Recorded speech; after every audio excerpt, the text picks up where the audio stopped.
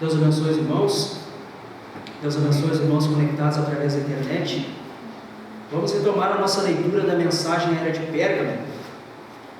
No último culto, lemos das páginas 159 a 161. Ali o irmão Branham continuava falando sobre a Babilônia, que foi onde se originou toda a idolatria. Foi ali que surgiu o politeísmo. Foi ali o início da doutrina da Santíssima Trindade. E o irmão Branham diz que não demorou muito para o conceito de um Pai, Filho e Espírito Santo ser mudado. Primeiro, aquela doutrina politeísta, aquela doutrina pagã, começou como um conceito de Pai, Filho e Espírito Santo. Mas não demorou muito para a artimanha de Satanás ficar mais avançada, mais evoluída. De Pai, Filho e Espírito Santo, eles mudaram ao longo do tempo para o Pai Eterno, para o Espírito de Deus encarnado em uma mãe humana. E em terceiro, um Filho divino, que foi o fruto dessa encarnação. Veja que o paganismo começou com a doutrina da Trindade, Pai, Filho e Espírito Santo. Mas o emergente conceito da deidade agora era um Pai eterno e o Espírito de Deus encarnado em uma mãe humana. Isto não te lembra algo?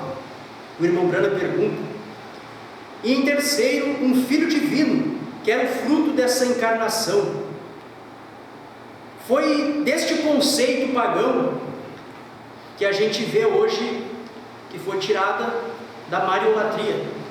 Mariolatria que a gente vê que é a doutrina da Igreja Católica, em que eles adoram um pai, adoram uma mulher e um filho que foi fruto dessa mulher. Esta doutrina começou no paganismo e evoluiu. Antes era Pai, Filho e Espírito Santo, depois era o Pai, uma mulher e o Filho divino, fruto dessa encarnação. Ali em Roma, quando aqueles deuses pagãos da Roma imperial, seus nomes foram mudados para nomes cristãos, primeiramente eles começaram com a doutrina de Pai, Filho e Espírito Santo. E assim como os povos pagãos, sua doutrina evoluiu. Após Pai, Filho e Espírito Santo, era o Pai, Maria e o Filho. E o irmão Branham diz que Satanás não conseguiu ainda ser adorado de forma direta. Então ele revela que ele pode ser adorado em silêncio. O objetivo de Satanás é ser adorado. Desde antes de sua queda, quando se achou iniquidade nele, o seu objetivo era ser como o Criador, era ser adorado. Mas primeiramente ele não consegue isso de forma direta, fazendo com que os homens o adorem conscientemente, sabendo que estão adorando Satanás. Ele faz isto de forma indireta. Através de seus mistérios, ele revela às pessoas que uma vez que o grande Deus e Pai invisível não se envolve nos negócios dos homens, mas permanece em silêncio relativamente a eles, segue-se então que ele, Satanás, pode muito bem ser adorado em silêncio. Então ele começa a introduzir entre os povos que ele pode ser adorado em silêncio. E esta doutrina se espalhou pelo mundo. E hoje mesmo na Índia, pode-se ver que os templos ao grande Criador, o Deus silencioso, são notadamente poucos em número. E o irmão Branham diz, uma vez que não era necessário adorar o Pai Criador, a adoração pendeu para a mãe e o filho. Uma vez que não era necessário adorar o Pai Criador, pois como Satanás, através de seus mistérios, mostrou aos homens que ele, Deus, não se envolvia nos negócios, dos homens, então foi introduzida a adoração para a mãe e o filho. Ali no Egito, essa adoração foi representada em Ísis e Osíris, mãe e filho. Ali na Índia, era Isi e Isvara, creio que é assim que pronuncia. Ali foi representada também a mãe e o filho, uma divindade composta entre a mãe e o filho. E ali na Ásia, foi Cibele e Deois, creio que também é assim que pronuncia, uns nomes bem complicados, eu nunca havia ouvido falar. E ali na Ásia foi representado assim, por Cibele, que era chamada de a deusa mãe, e Deois, que era seu filho. Veja que entre os povos pagãos, eles tinham a adoração, eles adoravam uma mãe e um filho. E esse paganismo, que se originou na Babilônia, se introduziu no meio do cristianismo, quando a Roma se tornou a Roma, entre aspas, cristã. Então eles mudaram de Isi e Osíris, Isi, Isvara, Cibele e Deois para Jesus Cristo e Maria. E até hoje, ao redor do mundo, a adoração de mãe e filho. O irmão Branham diz, fazendo uma sátira, bem, imagine a surpresa de alguns missionários católicos romanos quando entraram na China e encontraram ali a Madonna e o filho com raios de luz emanando da cabeça do bebê. Não creio que essa Madonna seja a que a gente conhece, porque isso foi em 61. Mas o irmão Branham conta que os missionários católicos romanos foram na China e viram uma imagem de uma mulher chamada Madonna e o filho com raios de luz emanando da cabeça do bebê. Veja, ali eles tinham uma representação parecida ou quase que igual a que eles têm, os católicos romanos, da Virgem Maria e o Filho Jesus Cristo. E o irmão Branham diz, a imagem poderia muito bem ser permutada por uma do Vaticano, exceto pela diferença de certos traços faciais. E o irmão Branham diz, agora cabe-nos descobrir a mãe e o filho originais lá da Babilônia. Vimos ali Ísis e Osíris e outros, mas ali na Babilônia é que surgiu este conceito original da adoração da mãe e do filho.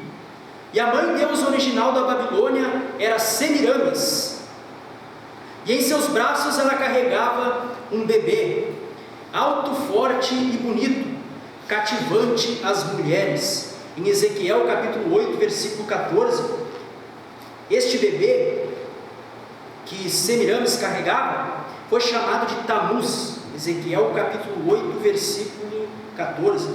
E levou-me à entrada da porta da casa do Senhor, que está da banda do norte, e eis que estavam ali mulheres assentadas chorando por Tamuz. Veja que o irmão Branham disse que ele era um bebê forte e bonito, cativante às mulheres. E aqui no relato bíblico, ali diz que as mulheres estavam assentadas chorando por Tamuz. Ali ele foi chamado de Tamuz, mas para os babilônios ele era Ninos. E Ninos era o Nimrod da Bíblia. O irmão Branham diz que podemos afirmar, comparando a história com o relato de Gênesis. Vamos retomar a nossa leitura para vermos por que Ninos era o Nimrod da Bíblia. E o irmão Branham diz que este Ninos é o Nimrod da Bíblia, podemos afirmar comparando a história com o relato de Gênesis. Pompeius disse, Ninos, rei da Síria, mudou as antigas maneiras moderadas de vida pelo desejo de conquistar. Ele foi o primeiro que fez guerra contra os seus vizinhos. Ele conquistou todas as nações, desde a Síria até a Líbia, porquanto estes homens não conheciam as artes de guerra. Diodorus diz, Ninos foi o mais antigo dos reis assírios mencionados na história. Sendo de temperamento guerreiro, ele treinou rigorosamente muitos jovens nas artes de guerra. Ele sujeitou a Babilônia quando ainda não havia a cidade de Babilônia. E o irmão Branham diz, assim vemos que este Ninos começou a tornar-se grande em Babilônia. Construiu Babel e dominou a Assíria, tornando-se seu rei, e depois prosseguiu a devorar outros vastos territórios onde as pessoas não tinham habilidade para a guerra e viviam de uma maneira moderada, como disse Pompeius. Agora em Gênesis 10, falando do reino de Nimrod, diz: e o princípio de seu reino foi Babel, e Ereque, e Acade e Calné, na terra de Sinar. Desta mesma terra saiu a Assíria e edificou a Nínive, e Calá, etc. E o irmão Brana diz: porém os tradutores cometeram um erro ao traduzir a Síria como um substantivo, porque é um verbo, e um caldeu significa tornar forte. Assim é Nimrod, que tendo se tornado forte, ele estabeleceu seu reino, formando o primeiro exército do mundo, que ele treinou através do adestramento e dos rigores da caça. Foi para além de Sinar com seu forte exército e subjugou nações e edificou cidades tais como Nínive, cujo nome foi em homenagem a ele, porque até hoje uma parte principal das ruínas daquela cidade é chamada Nimrod. Uma vez que descobrimos quem foi Ninos, é preciso agora descobrir quem era seu pai. De acordo com a história, foi Bel, o fundador da Babilônia. Agora, deve-se notar aqui que Bel fundou-a no sentido de que ele começou este movimento todo. Porém, foi seu filho, Ninos, que a estabeleceu e foi o primeiro rei, etc. Porém, de acordo com a escritura, o pai de Nimrod foi Cusi, e Cusi gerou a Nimrod. Não somente isto é assim, porém encontramos que Cão gerou a Cusi. Ora, na cultura egípcia, Bel era chamado Hermes, e Hermes significa o filho de Cão. De acordo com a história, Hermes foi o grande profeta da idolatria. Ele era o intérprete dos deuses. Outro nome pelo qual ele era chamado era Mercúrio. Leia Atos capítulo 14, versículos 11 e 12. Rígidos diz isto acerca desse Deus que era conhecido diferentemente como Bel, Hermes, Mercúrio, etc. Por muitas eras, os homens viveram sob o governo de Jove, não Jove romano, mas o Jeová dos Hebreus que antecede a história romana. Sem cidades e sem leis, e todos falando uma só língua. Porém, depois que Mercúrio, Bel, Cusi, interpretou os idiomas dos homens, por isso o intérprete é chamado hermeneuta. O mesmo indivíduo distribuiu as nações. Então começou a discórdia.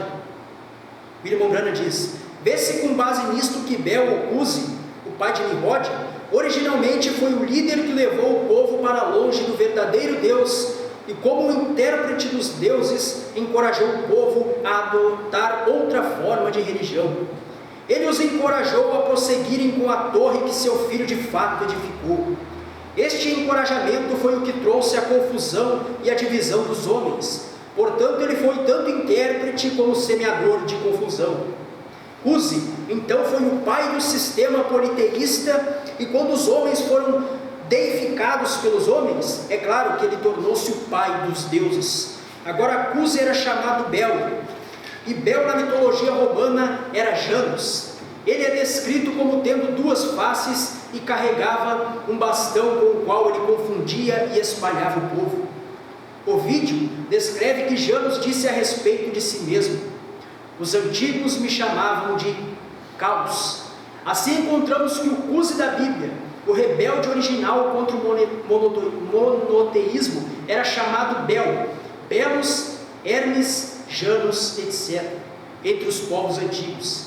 Ele simulava trazer revelações e interpretações dos deuses ao povo. Fazendo assim, ele provocou a ira de Deus para espalhar o povo, trazendo divisão e confusão. Encerramos na página 162. Os irmãos podem colocar-se de pé. Vamos receber o nosso pastor.